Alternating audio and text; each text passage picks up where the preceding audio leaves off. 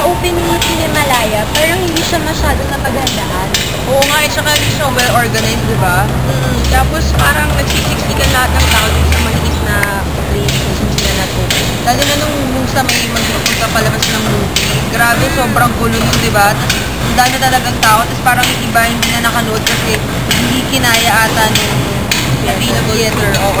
Pero okay naman siya kasi may mga, yung sa intermission number, ang galing talaga, yung music, tapos yung mga sumayaw, ang galing talaga. Dito talaga ako na-amaze. Yun yung pinaka-highlight feeling ko dun sa Cinemalaya, yung pinakamaganda sa opening.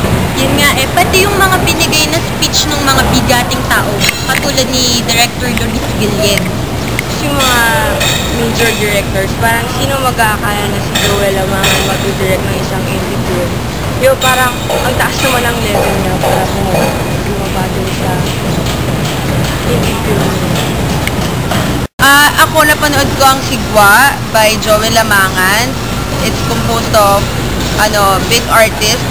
Para siyang mainstream actually, pero maganda siya kasi parang nabigyan yung mga kabataan, yung mga nanood, yung mga kabataan na idea about sa martial law dahil may part na pinalabas din. And maganda rin kasi parang yung mga kabataan doon, pinapakita rin na talagang against sila sa government, sa ginagawa ng government.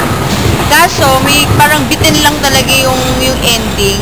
Pero overall, maganda siya. Yun naman masasabi ko. Ito namang movie is yung Vox Populi na dinirect ng isang prof dito sa Saints Con na si Prof. Marasigan.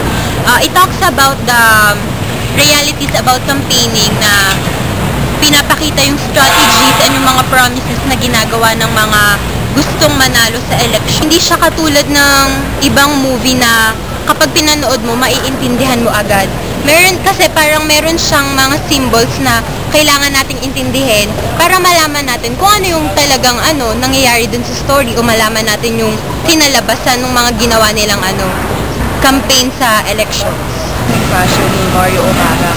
Ang masasabi ko sa film, medyo boring siya sa may gitna hanggang sa ending kasi parang ulit-ulit lang yung tanong nila, tapos ulit-ulit lang yung iba-iba lang yung taong tinatanong nila. Tapos, medyo proud ako dun sa movie kasi kasali yung theater mates ko dun sa village namin.